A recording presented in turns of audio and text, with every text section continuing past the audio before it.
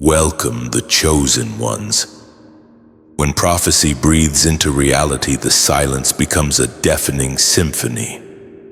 That's the enigma of truth. It doesn't request entry, it shatters the threshold. And when events mirror your declarations with uncanny precision, a peculiar phenomenon unfolds, a collective aversion to direct gaze. Observe a compelling truth. Cognitive science reveals that confronting irrefutable evidence that challenges deeply held beliefs plunges individuals into a state of cognitive dissonance, hindering their capacity to process reality. This is the crucible your community now faces. Their shock transcends mere surprise at your prescience. It encompasses a struggle to reconcile the unraveling of assumptions they dismissed, ridiculed, or even scorned. The irony: those who once relegated your words to the periphery now dissect them with fervent intensity, as if unearthing a cherished melody they claim to have always adored. Some feign prior knowledge of your accuracy, while others brand you as enigmatic, a thinly veiled admission of underestimation mingled with nascent trepidation. But a crucial element lies beneath the surface. Their shock isn't limited to your precise predictions. It stems from the unsettling realization that your insight extends to their own vulnerabilities, their choices, and their potential futures, aspects they are ill-prepared to confront. This revelation catalyzes a profound shift in dynamics. Your pronouncements have materialized with unwavering force, demanding recognition. The pivotal inquiry now is not whether you were correct. It is what path unfolds from this point forward. First, remember, they did more than simply doubt you. They constructed their reality on the bedrock of your silence. They cultivated an entire worldview rooted in the premise of your fallibility. This was not casual skepticism. It was an elaborate edifice, a mental fortress erected upon the foundation of your silence and fortified by the ramparts of their self-assurance. Their investment in your error was profound. Your accuracy would unravel the fabric of their trusted authorities, the systems they embraced, and the instincts they revered. Such a truth is a burden too weighty for some to bear. Thus they sought refuge in the illusion that your words were mere ramblings. They heard you clearly, yet instead of engaging with substance, they filtered your message through the prism of their own comfort. Discordance with their narrative prompted immediate rejection, often manifested as ridicule, dismissal, or accusations of excessive drama, overthinking, or profundity. They failed to grasp that rejecting your truth was an act of self-preservation. It was to maintain control over a perceived reality where nothing could catch them unawares. Now the palpable unfolding of your assertions has shattered their disbelief. The mental bulwark erected to exclude your truth has crumbled, leaving them exposed. The resulting shock stems not only from your accuracy, but also from the absence of any shield against the reality you forewarned. The safety net they believed in was a fiction, leaving them suspended in the void. For some, this realization is particularly stinging because they become aware of the energy wasted on dismissing you. The magnitude of their error dawns on them with full force. Every derisive remark, every eye roll, every confident declaration of "that will never happen" echoes as a haunting reminder. They grapple with the burden of their misjudgment and the humiliation of realizing they fundamentally misunderstood you.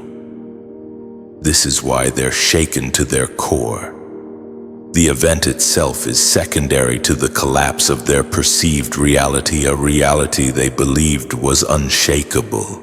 You were the sentinel who saw the approaching tide long before they perceived the slightest ripple. Second, your pronouncements resonated with authority because they originated from beyond yourself. The distinguishing factor between your words and those of others lies in their source. Most speak from personal convictions, speculations, or second-hand knowledge, limiting their pronouncements. Your words transcended these limitations. Your message possessed a gravity inexplicable by human logic, marked by that unnerving blend of tranquility and conviction. Such qualities unsettle others because they intuitively recognize something beyond mere articulation. You didn't conjure ideas from thin air or parrot learned opinions. Your source remained untainted by ego or conjecture. Consequently, your words possessed an inherent authority. Even those who scoffed couldn't entirely dismiss your message. It lingered, planting a seed in their subconscious, awaiting the moment of validation. The alignment between events and your pronouncements reveals that you weren't merely fortunate. This was not a random occurrence.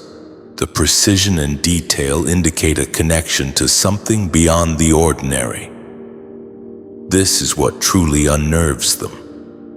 The transcendent source of your message implies its irrefutability and inescapable relevance. Some struggle with the concept of divinely inspired pronouncements delivered by a chosen vessel whose message would not be fully comprehended until now. Those accustomed to control find such a notion deeply unsettling. If your words originated from a higher plane, then ignoring you was not simply dismissing a person but rejecting a truth sent with intention. Your accuracy was not accidental but a direct result of your alignment with something infinitely greater than yourself. This understanding forever alters their perception of you, whether they acknowledge it or not. Third, they understand you were never guessing. You were remembering.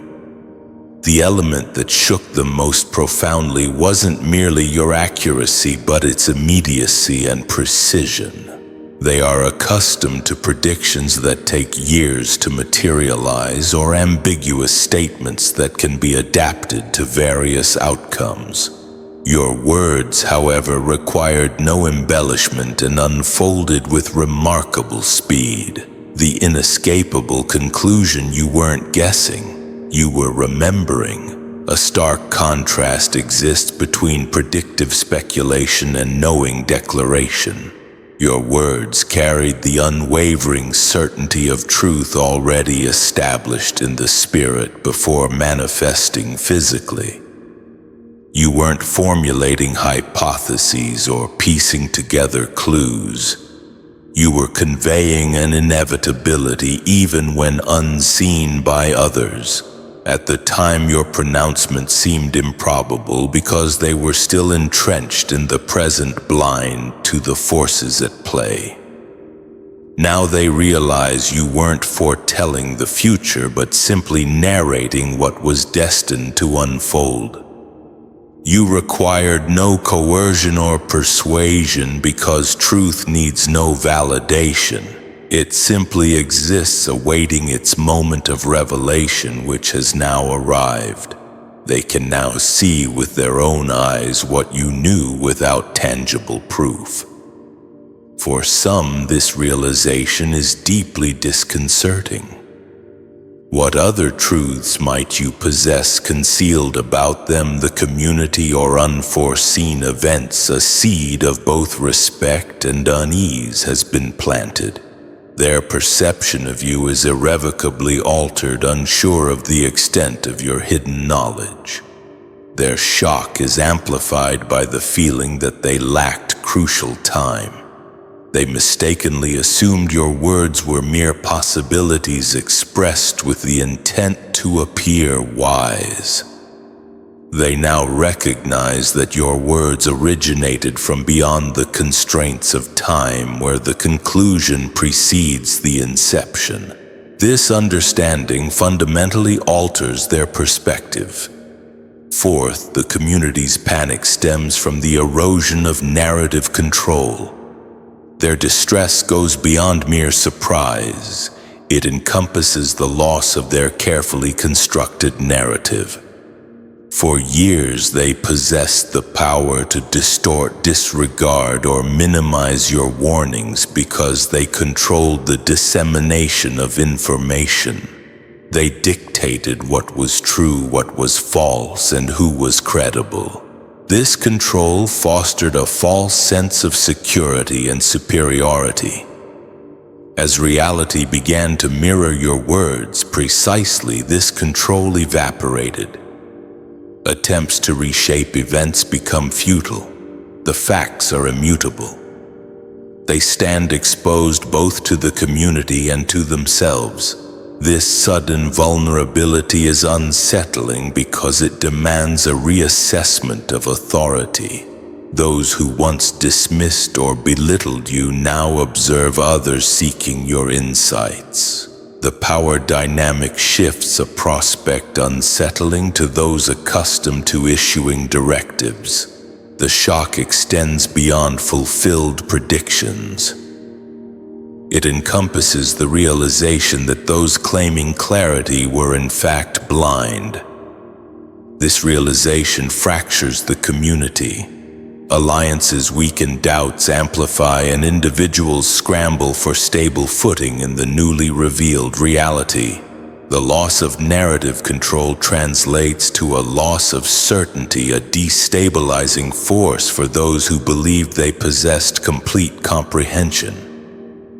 Your words didn't just foretell an event, they undermined the authority of those entrusted with leadership, decision-making, and judgment.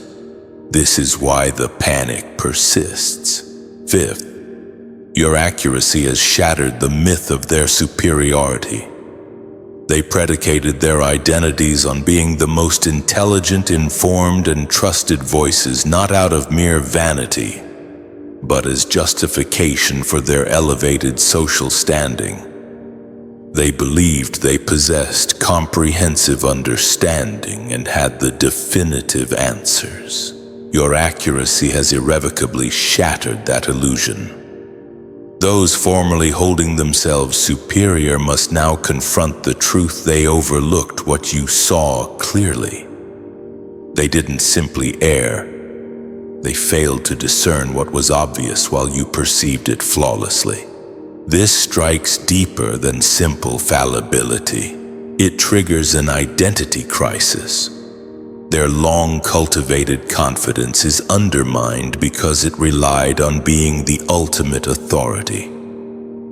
This realization is intensified by the fact that their fall from grace is not externally proclaimed, but an internal reckoning recognized by them and quietly observed by those around them. The social hierarchy once maintained through knowledge and opinion is being silently reconfigured. Their position at the apex is no longer assured. This dethronement extends beyond ego. It disrupts the entire community. With the validation of your perspective, there is questioning as to whom the real wisdom resides in, so their shock lies beyond predictions. They are losing a comfort in status, influence, and unquestioned respect. And this loss is more personal and painful than the event itself. Sixth, they now understand your silence wasn't weakness, it was restraint. People assumed you had insufficient evidence or you feared speaking out. However, your silence is now perceived in a new light. It wasn't timidity. It was deliberate restraint born from an inner knowing. You could have capitalized on their disbelief, triumphantly proving them wrong. You could have gloated, exacerbating their sense of inadequacy. Yet you chose not to. This choice demonstrates a strength beyond their comprehension. It is the strength of self-validation. That kind of silence unsettles because of the quiet power it possesses. Those who questioned were left wondering if they understood you at all. Your silence spoke volumes. You didn't play their game seeking acceptance. Instead, you stood in knowledge. It strips them of power to control the narrative, and they have to admit your strength surpassed theirs. In the end, your silence was a presence so strong that words became unnecessary. It leaves them not only shocked, but questioning what they knew about you and themselves. Seventh, they've been forced to see that spiritual sight is a threat to corruption.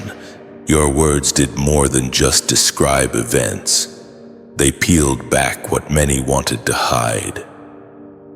Your insight was threatening because of what you revealed beneath the surface, systems built on lies, behaviors masked by convenience, and truths that allowed people to remain comfortable. When you possess spiritual sight, you don't just see what's obvious. You see the layers beneath the surface, the patterns, the manipulations, and the silent agreements that keep corruption alive. This is dangerous because it unsettles the foundation on which many thrive. Those who benefit from deception don't want anyone pulling back the veil. They want their stability to remain the same because their power depends on it. By shining light on these shadows, you disrupted comfort zones. People don't like change, especially when it threatens their stability or challenges their loyalties. Your words forced uncomfortable questions. Who's really in control? What lies have been accepted as truth? What silent deals have been made to protect selfish interests? This is why your insight caused panic. It's not just that you were right, but that your truth threatened the very systems that keep dishonesty alive. Those who profit from these deceptions feel endangered because your vision makes it harder for them to hide. Your clarity challenges their authority, and that makes them desperate to silence or discredit you. The deeper reality is this: spiritual sight is not a luxury or a gift reserved for comfort. It's a weapon against corruption. And when you wield it without hesitation, you force the community to reckon with the parts they'd rather ignore. That's why your words didn't just shock, they shook the foundation itself. Eighth, your prophetic accuracy just turned you into a point of reference. Your accuracy didn't just earn you respect, it made you unavoidable. Even if some people still feel uneasy or skeptical, they can't deny that when something unusual or unexpected happens, their first thought is now, what does this person say about this? You've become a quiet, constant point of reference in their minds, whether they want to admit it or not. Before, your words might have been dismissed or ignored, but now they act like a barometer for reality itself. When events unfold, people check silently against your insight, trying to see if your vision aligns with what's happening. This shift is subtle but powerful. You're no longer just another voice, you're a measure of truth. This change unsettles many because it means your perspective carries weight beyond opinion or luck. People are watching, waiting to see if you will say something next that will reveal the next layer of what's coming. That kind of influence can be intimidating for those who once thought they held all the answers. Even those who don't fully trust you can't escape the habit of looking your way when uncertainty hits. It's as if your vision is the silent compass in a storm guiding the community whether they want to follow it or not. In becoming this point of reference, you've changed the entire dynamic. You're no longer outside the circle. You're at its center, a quiet authority that commands attention without demanding it. That shift isn't just about your past accuracy. It's about how the community now navigates their future through the lens you provide. So whether they admit it or not, your role has transformed. They don't just hear your words. They measure reality by them, and that's a kind of power that can't be taken away. Ninth, your words revealed who was pretending not to hear you. Your words didn't just fall on deaf ears. They exposed who was pretending not to hear. There's a difference between missing a warning and hearing it loud and clear but choosing to ignore it anyway. Some people heard every word you said, understood the weight behind it, but decided to act as if it never happened, because accepting it would have meant facing uncomfortable truths or taking responsibility. Now that everything you warned about has come to pass, their guilt bubbles to the surface in subtle but unmistakable ways. You notice it in the way they avoid looking you in the eye, like they're ashamed or afraid you'll call them out silently with a glance. Some who used to be confident around you suddenly become quieter, careful with their words, as if trying not to stir the tension that's now palpable between you. Others might overcompensate, throwing out awkward compliments or forced smiles, hoping to smooth over the invisible cracks their denial created. It's an act of desperation, trying to rewrite their role in the story, pretending they weren't the ones who brushed off your warnings, the ones who chose comfort over truth. This discomfort comes from being exposed as a willful fool, someone who chose ignorance despite knowing better. That's a hard place to be, especially when the evidence is undeniable and your silence wasn't weakness but wisdom. Their pretense has been stripped away, and now they have to live with the weight of having ignored a voice that mattered. Your words didn't just predict the future. They revealed the true character of those around you. The shock they're feeling isn't only about what happened, but about being forced to confront their own choices and the cost of their denial. And that's a reckoning far more unsettling than the events themselves. 10th, they realize you were always operating on a different clock. They've come to see that you were never running on their schedule. While everyone else was stuck trying to fit everything into their own timelines, waiting for the right moment or scoffing at what seemed too soon, you were operating on a different clock altogether.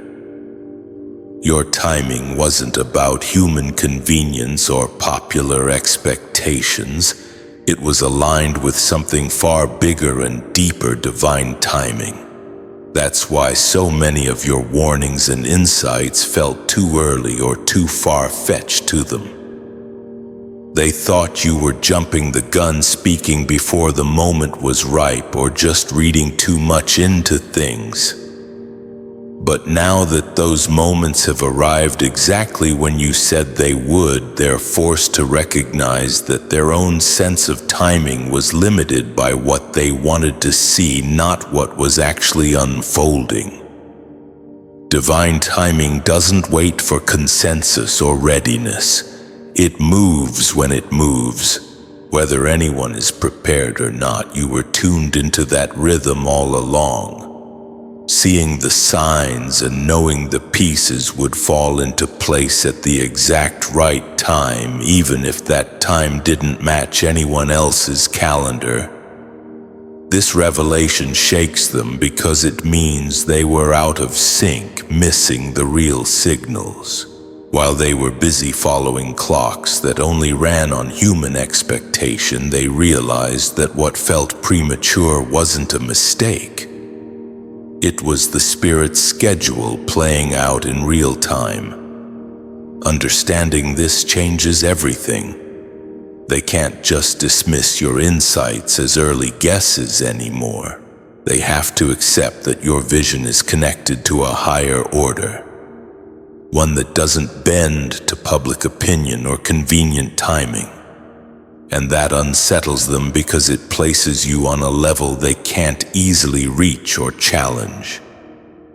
In the end, they're learning that divine timing has its own pace, one that you've always been aligned with even when no one else could see it. That truth alone makes your role in the story undeniable and your vision invaluable. 11th, their fear is rooted in the question, what else do you know? Their fear runs deeper than what's already happened. It's the unsettling question that haunts them in silence. What else do you know that we don't? If you were right about this one thing, then what other truths have you seen lurking just beyond their sight? That question is like a shadow following them everywhere, quietly invading their thoughts and stealing their peace. So to bring it all together, remember this. What we've explored isn't about claiming victory or dwelling on past disbelief. It's about understanding the profound shifts that occur when truth, often met with resistance, finally comes to light.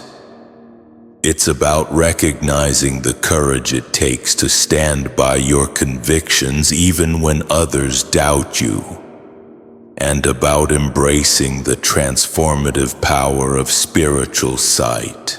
The journey forward is about fostering a deeper understanding of ourselves, our communities, and the unseen forces that shape our world. I'd love to hear your thoughts on this. What resonated with you the most? Do you have any experiences that relate to this topic? Leave a comment below, ask a question, or simply share your perspective. Let's keep this conversation going. And if you found this insightful, please subscribe. That way you won't miss any future explorations into the mysteries of truth, intuition, and the unfolding of destiny. Thanks for being here.